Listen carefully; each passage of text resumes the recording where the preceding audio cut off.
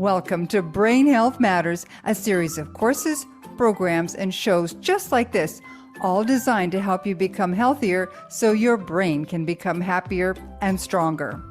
This week, why is it that women have close to 3 times the incidence of Alzheimer's compared to men? The answers may surprise you. Be sure to stay tuned. Brain Health Matters is brought to you by Don't Let the Memories Fade. Learn many enjoyable ways to enhance body, mind, and spirit with simple lifestyle changes that will help you improve your memory and your mind. You can create a healthier, more vibrant future with Don't Let the Memories Fade. Available in ebook and paperback on Amazon everywhere. Welcome to Brain Health Matters. I'm your host, Kate Junkle, and this week I'm joined by Dr. Felice Gersh, a multi-award-winning physician with dual board certifications in OB/GYN and integrative medicine. Dr. Gersh is the founder and director of the Integrative Medical Group of Irvine, a practice that provides comprehensive health care for women by combining the best evidence-based therapies from conventional, naturopathic, and holistic medicine. Dr. Gersh is also a prolific writer and lecturer who speaks globally on women's health. She's also the best-selling author of Menopause, 50 Things You Need to Know. Welcome, Dr. Gersh. Thank you so much for joining me. Oh, my pleasure. I'm so happy to join you here. This is a subject we've not covered here on Brain Health Matters before, so I appreciate your time and your expertise. We know that many more women than men develop dementia, even women who take good care of themselves. So I'm hoping that you have some answers as to why. Well, there are some things that are out of our control. And one is the universal condition all women must face at a certain point around age 50, and that is the menopause. The word menopause is about, well, meno is the Greek word for moon and pause is for stop. So it really focuses on the end of menstrual cycles. But it's really a giant metabolic shift in women's health. And that includes brain health, because it turns out that the hormones that are always referred to as sex hormones, estrogen, progesterone, are really about maintaining fertility.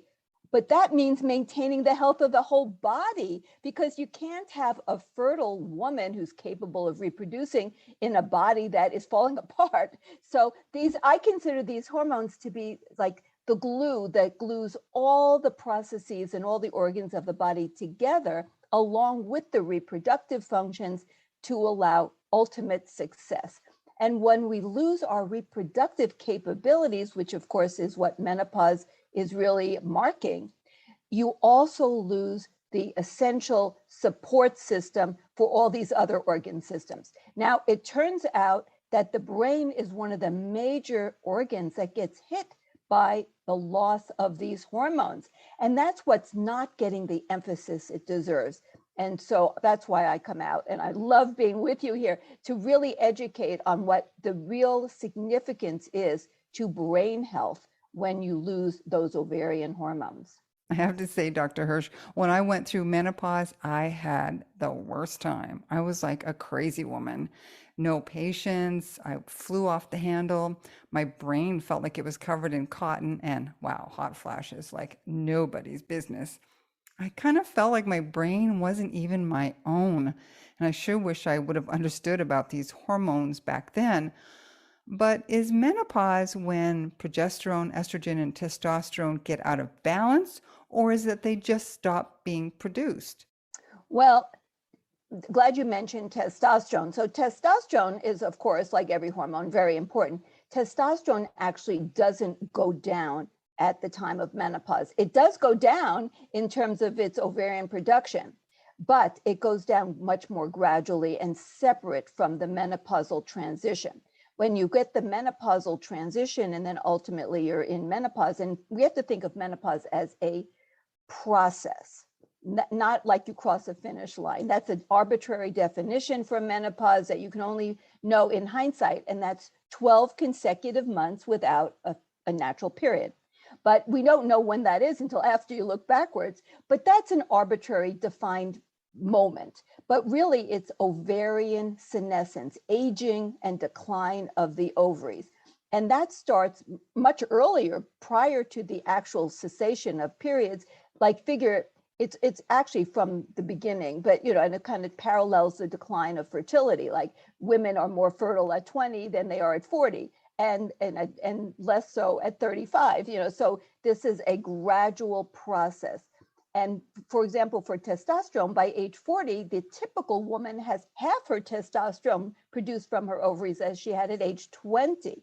And it's nature's design, because it really doesn't want a 40-year-old to be having so many babies or to have such a big sex drive. So it all is based on reproduction and fertility.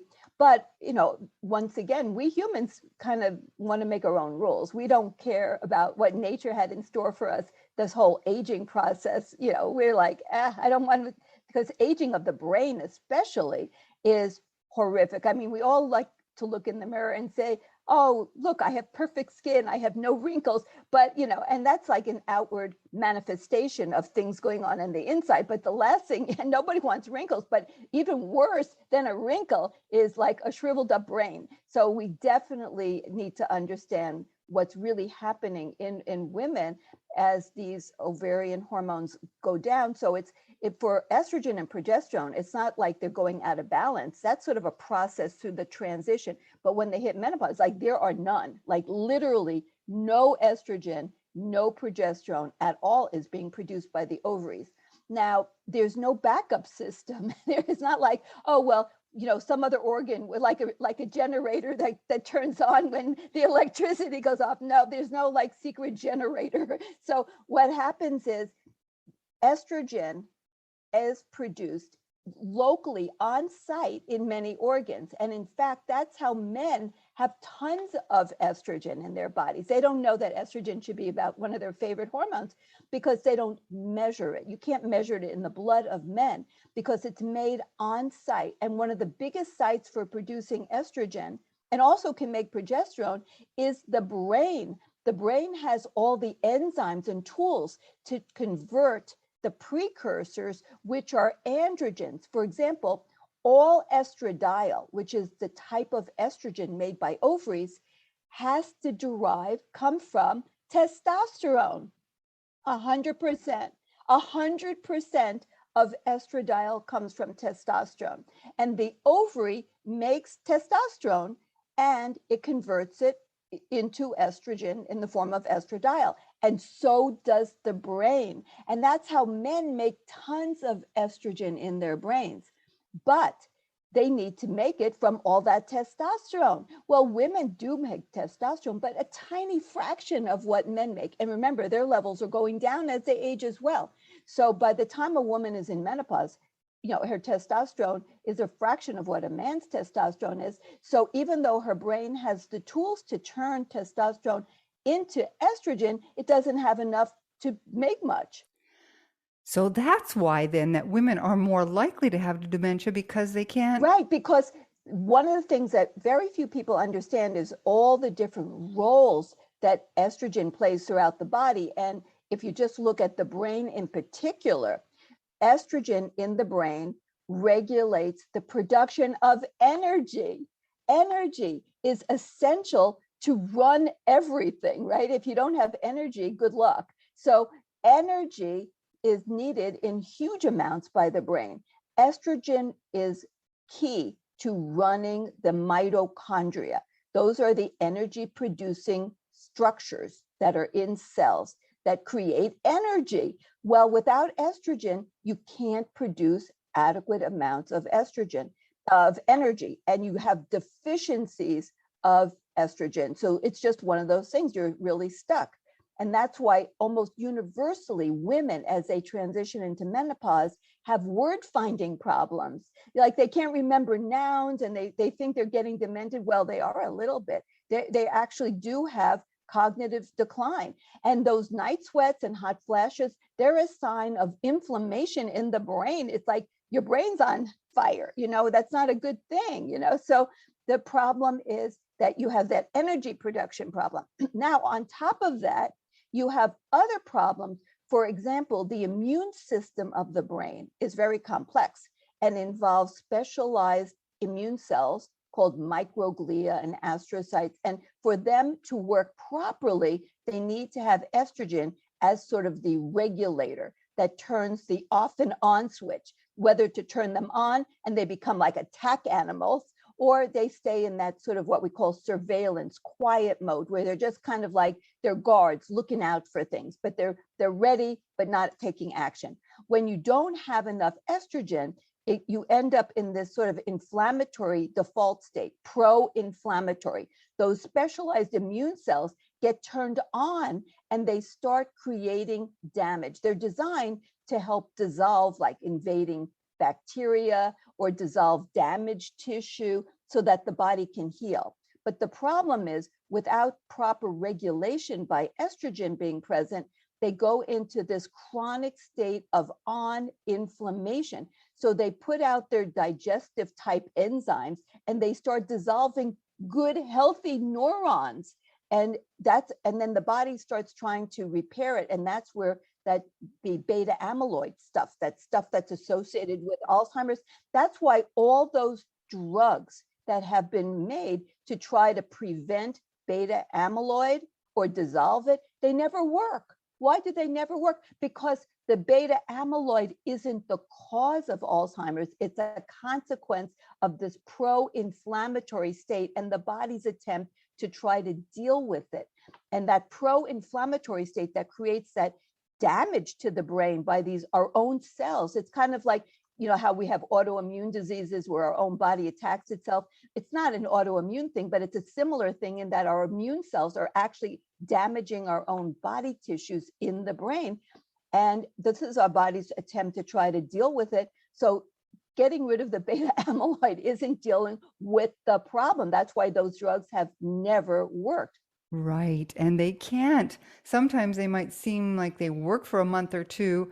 Yeah, the best they say they can get is slows the progressive, relentless. I mean, and that's really hard to measure. A lot of that stuff is very subjective. It's not, you know, measurable. And so, but it's not resolving, it's not reversing, it's doing none of the above. So what about if you try to, now we've got a situation where we don't have the estrogen. And a lot of people going through menopause are talked to about hormone replacement. I have to say, when I went through it, I was terrified of that idea. I'd heard about terrible things like blood clots and cancer. And of course, I'm vegan, so there's no way I was going to tap into pregnant mares for their urine. That wasn't going to happen. So what about this idea of replacing these hormones? Does that make it easier on our brain? Well, I mean, once you acknowledge, this is, you know, you hit it right on the head. The first step is to define the problem. Like you can't define the problem incorrectly, like the problem with beta amyloid. That is not defining the problem. So if defining the problem is we have this problem of energy deficiency and inflammation in the brain, and it's due to deficiencies of these hormones. Okay, that's now we've defined the problem. So what the heck are we going to do about it? Well, absolutely. For many women, going on physiologic, bioidentical, not from a horse, nothing like that, human identical hormones can be beneficial. So that would be one thing that we can definitely do. And there are other things as well. So it's not just one thing, and that's like, I would say, very, very useful. But what maybe some women can't access hormones, or they may have some contraindication. By the way, just as a side note, only oral estrogen, like in a birth control pill, a pill of estrogen, does that increase the risk of blood clots. When you take estrogen through the skin, what we call transdermal, it does not at all increase blood clotting. And the reality is that it's just, if you understand estrogen, then you would see how farcical that whole notion is that estrogen causes cancer, estrogen causes blood clots. Estrogen modulates or regulates the entire immune system. Now, I mean, there are other things that come into play, but it's a very big key player. So the immune system, just like I mentioned in the brain, it has sort of an on and off state. It's either like quiet and like watching out for things like a guard, or it's an active participant, and it starts the inflammatory process. And then it has to turn from pro-inflammatory to anti-inflammatory, which involves resolution and healing. And healing involves growing and nurturing growth factors. So platelets are part of all of that inflammation and resolution of inflammation process. So when you initiate inflammation, which estrogen will do under proper situations, like an invading pathogen, like you're getting invaded by COVID or some other bacteria or something, right? So you have something coming into your body that doesn't belong there. So the immune system wants to attack it. Or you have injury like a burn or a big laceration. So trauma will also, damaged tissue will also initiate the inflammation process. So estrogen initiates that, which is essential and life-saving. Sorry. So it's essential for life that we have a functional ability to create inflammation, but you have to resolve it. And with platelets, the initiation of inflammation involves blood clotting. So that, like, if you have trauma, you don't bleed to death. And also, if you have an infection, the platelets will help create an encapsulation to wall off the infection. That's how you create an abscess cavity, to wall off that infection from the rest of the body, to help prevent the infection from circulating and going everywhere. But then when you have inflammation resolution, the platelets are involved in the beautiful healing process, creating growth factors, and estrogen is about that.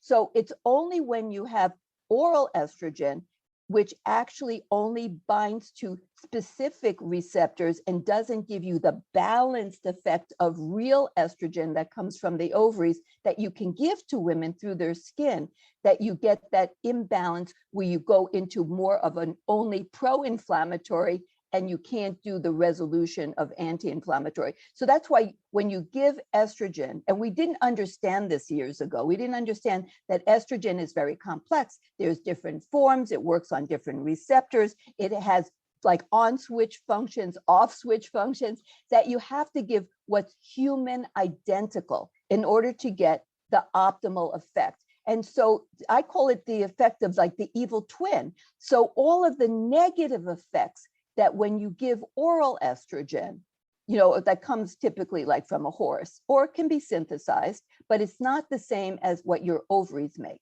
But you call it as if it's the same as what your ovaries make. So it's like the evil twin.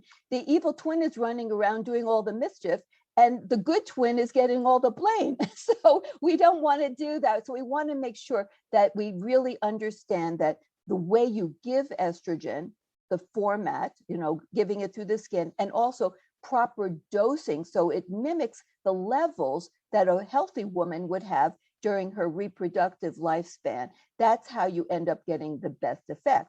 But so we shouldn't be afraid of hormones, but we should know that if anyone's going to use them, that you have to find a practitioner who actually understands them, you know, so that you get proper treatment.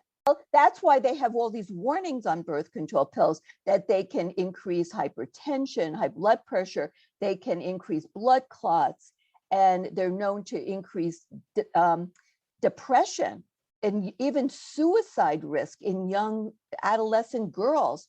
And if they're put on into young girls, we know that long-term, they can increase their risk of heart attacks and strokes later in life. They don't allow proper bone and musculoskeletal development. So, and they don't affect, you know, the vagina and the bladder in proper ways. I mean, unfortunately, we do need good tools. I mean, we have to have good tools to prevent unwanted pregnancies, but we don't want to use birth control pills to simply like cover up bad periods. So it's really important. Like the menstrual cycle is a vital sign of young reproductive age women. When the menstrual cycle is messed up, it means that she's messed up, and we got to fix the problem. Once again, define the problem and fix the real problem.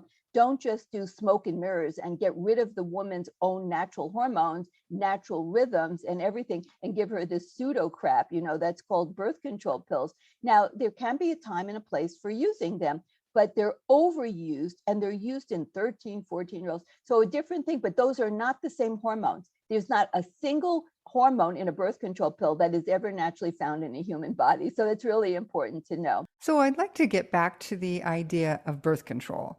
A lot of women get married young. I got married at 18 the first time, and I went on birth control pills, but I had to go off them right away. Yeah, right away because I got blood clots. Oh my Scared the gosh. daylights out of me. Oh my gosh. So anyway, I had to go off, but I've never really been a fan. And it worries me though for the younger women. You know, we need birth control. What can they do? I understand the pills are different now than they were 40 years ago. Little bit, not well. The dose is different, but the underlying principles are the same. But yeah, they lowered a lot of the estrogen dose. I mean, that's part of the problem is that the estrogens in birth control pills, of course, are not human estrogens. So they kept, they had a lot of side effects because they're not even human estrogens. And so the goal became less is better. So they kept lowering and lowering the dose of the estrogens in the birth control pills. And it perpetuated this idea that less estrogen in the body is best. I mean, this whole notion that the less estrogen you have, the better off you are as a female. It's so bizarre. Nobody would say that to a 20-year-old male. It's like, hey, I hope you have very little testosterone today. Nobody would think that. I mean, it's just so bizarre. Like estrogen is what makes a female a female. And of course, we lose that with menopause, and it is nature's intent. And we just hate it. Most species on this planet, when they lose their reproductive abilities, they die. They literally die. They don't have life after reproduction ends. Humans and like elephants, there's very few of our species out there that actually can live beyond reproductive end. So that begs the question then, if we're now living, obviously, especially women, living much past our reproductive age, sometimes 30 or 40 years past. So we're putting ourselves naturally, it seems, at risk of dementia or Alzheimer's because we're outliving that natural cycle. Right. Nature, if you look at it, the plan was like you live maybe a dozen years after reproduction ends, and that's it. And that allows time to help raise grandkids. And then it's like, natural resources as they are, short supply, goodbye, we need to focus on the reproductive age members of our tribe. So if we have allowed women and men, women live a few years longer than men statistically, but live much worse off. Not only do women have 2 to 3 times the incidence of Alzheimer's disease, they also have more osteoporotic fractures. 80% are female who have those fractures. Women have more, in the United States, more joint replacements than men from osteoarthritis. Women suffer from more pain, more depression, more anxiety by a factor of 2 to 4 times, because remember, mood and cognition are very, very interrelated issues. And women really, in the US, the biggest market for medical cannabis are menopausal women. They go into all the dispensaries because they're looking to get some help for all these symptoms that they're experiencing that no one is helping them with. So women live longer, but they don't live quality lives. And women make up so many of the nursing home, residents. But when you match, remember, age for age matching, it's not just because women live a little longer, they have more Alzheimer's. No, matched age to age, women dramatically surpass males on the incidence of both depression, anxiety, and dementia. And it's just by the time a woman hits 65, she has more high blood pressure, more strokes, more ruptured aneurysms than men, equal numbers of heart attacks. There's this little halo effect, like the first decade after menopause officially is, there, the first decade, I call it the halo effect, from all that estrogen that they had, assuming they, led healthy lives and had actual hormones in their bodies. The first decade, they kind of ride the wave of what they had before. And things are happening, but they're subclinical. They're not really obvious. But once they hit into the 60s, and by 65, all that halo is gone. You can't live off of the past anymore. And that's when things happen. So what do you do to protect yourself? Like, I'm going to be 65 in a few months. I'm getting a little concerned here. Well, there are some miracle foods that have actually been shown to be helpful, and they are phytoestrogen containing foods. And many foods actually have many foods that people don't even realize have estrogen binding capabilities. So they're not estrogen. I mean, so you're not eating estrogen, but they're foods that have these magical ingredients called polyphenols that actually can work in the body to attach to receptors, which is how all hormones work, by attaching to receptors, and they can actually mimic the effects of estrogen. It's like amazing that nature allowed plants to help us in this way. So most people know that soy, which is a legume and it's a bean, so it's a soy bean, that soy has these magical polyphenols called the isoflavones. There are many, many different types of these polyphenols, and isoflavones are known as phytoestrogens. But there are many other types of polyphenols that are also phytoestrogens, like resveratrol, which is found in like the skin of red grapes, and quercetin in like onions and garlic and apples. And then there's the from flax seeds, and those are called lignans. And then there are the urolithins that come from like pomegranates. And all the legumes, many, many vegetables that people don't think of, all the phytoestrogens, so where do they come from? They come from plants. So they do not come from a steak. Now, I'm not saying no one can ever eat a steak, but you're not going to get those magical polyphenols that act on estrogen receptors by eating a steak. But so the thing is, by eating a great variety of fruits and vegetables, and that includes, the different legumes and also grains, and nuts and seeds. Nuts and seeds and whole grains can actually also act as phytoestrogens. So women who eat a huge variety of plant-based foods will do, yay, yeah, because you're vegan, right? So plant-based foods do much better, much better. And but that's not really the typical diet of most women. It's very sad. And the processed foods, not only are they devoid in these incredible magical ingredients, but they also are poisons to our brains. And that's the other thing that's really important to know, is that we have these important blood vessels it's been called the blood-brain barrier, that helps to keep poisons that get into our circulation from environmental pollutants and also our own body's waste products from getting into our precious brain. But the vascular system after menopause becomes malfunctional, because it requires estrogen to make this magical gas called nitric oxide, which maintains the health of artery walls. So the so-called blood-brain barrier becomes the leaky. So just like people get leaky gut, they get leaky brain. And these toxins that are circulating get into the brain. And so if you're eating more foods with toxins, you're just magnifying the problem. So, you got to try to eat the best food possible, and lots of variety of different plants, because you don't even know the magical ingredients in all those foods that you're eating and how they're going to help maintain the function of your brain and your mood. And they've shown this, that women, for example, who have rheumatoid arthritis, which is related to all kinds of other inflammatory processes and so on. Nothing is just about one thing.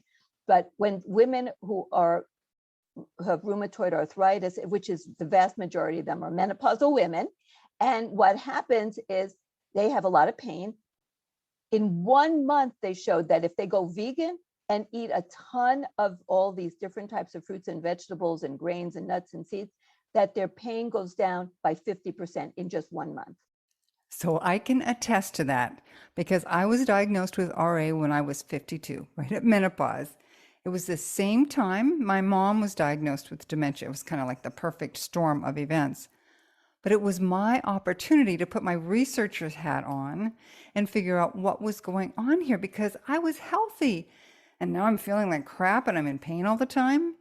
My mom's sinking into this terrible hole. So there's got to be something that we're both doing wrong. Well, I went vegan. Of course, by this time, mom was pretty far along, so we couldn't do a whole lot for her.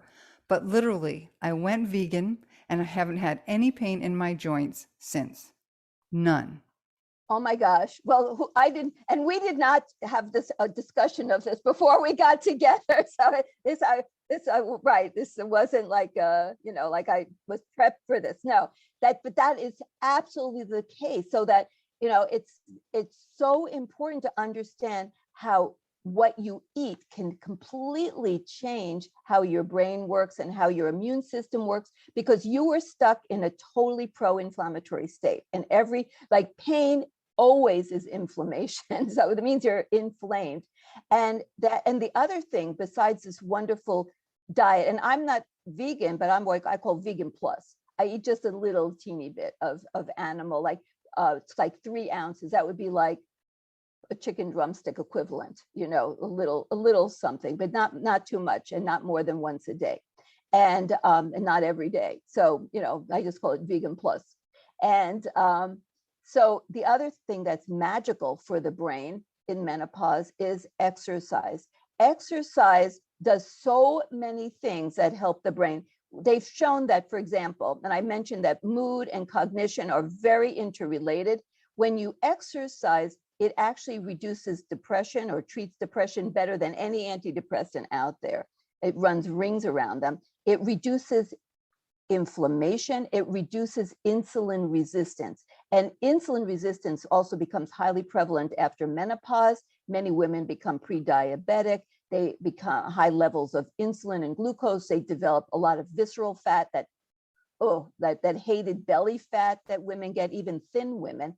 When you actually look at their body composition, it's not healthy. They call them, and I didn't come up with this terminology, the skinny fats. They have a bad body composition, not enough lean body mass, not enough muscle, and too much, fat hidden around their internal organs and their waistline, even though they're actually technically very thin. And it's also actually very dangerous, that type of body composition. So women after menopause can be helped so much by exercise to improve their glucose regulation and their inflammatory status. Their gut microbiome is really helped, so that they have less likelihood of leaky gut, which leads to 1,000,001 problems. And all women after menopause develop some degree of leaky gut, because the gut microbiome transforms in an absence of estrogen as well.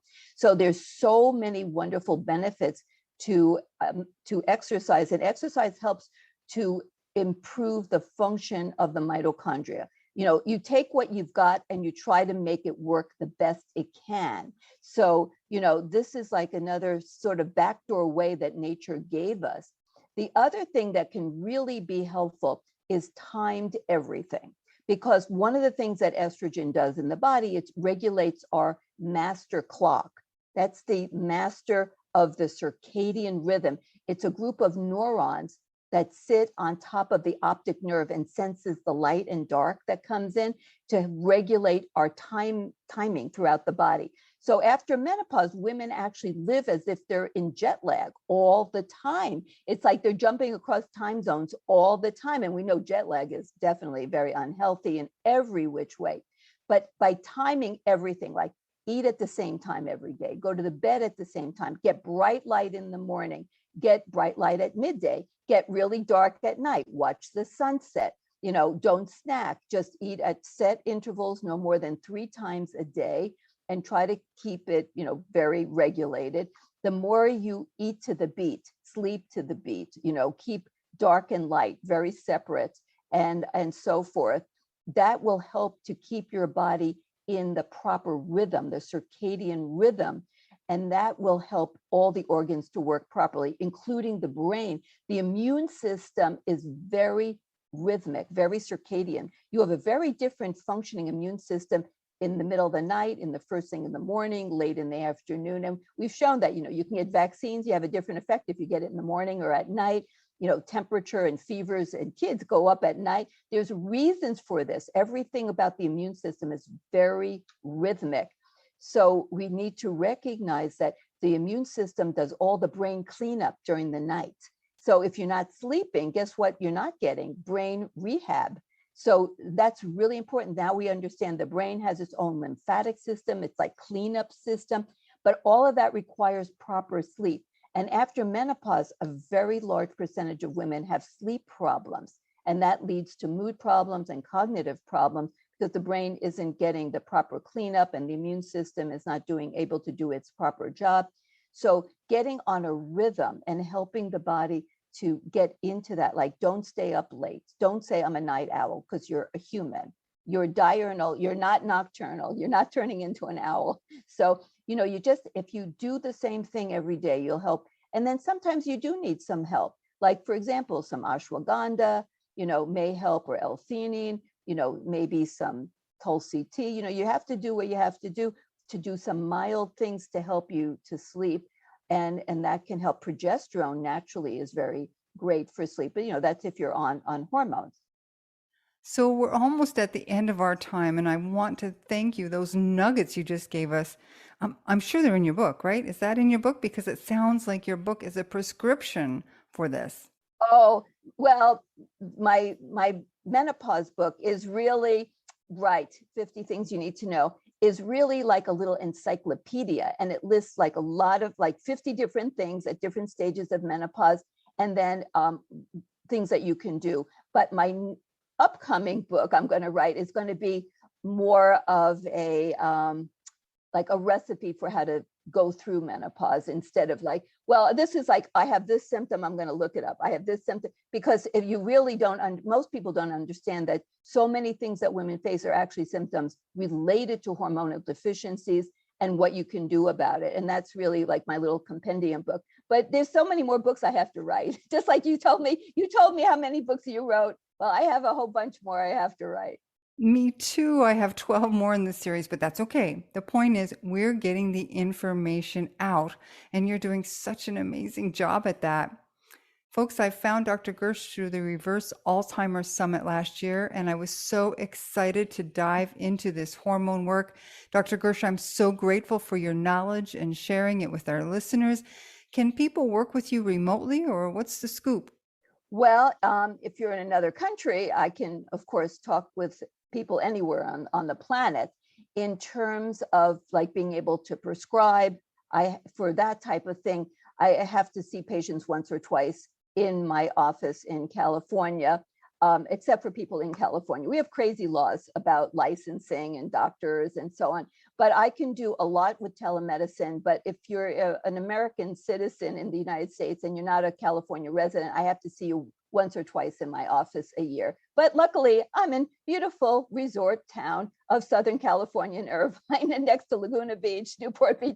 So it's not coming to see me is actually kind of a nice vacation weekend. Yes, it is. I used to live in LA. I've been there. I used to go down to Laguna Beach all the time, and I can attest to it being a beautiful place. Other than that, Dr. Gersh, they can find your books and your website. I'll be sure to put all that in the show notes so that people can follow you and continue learning from you.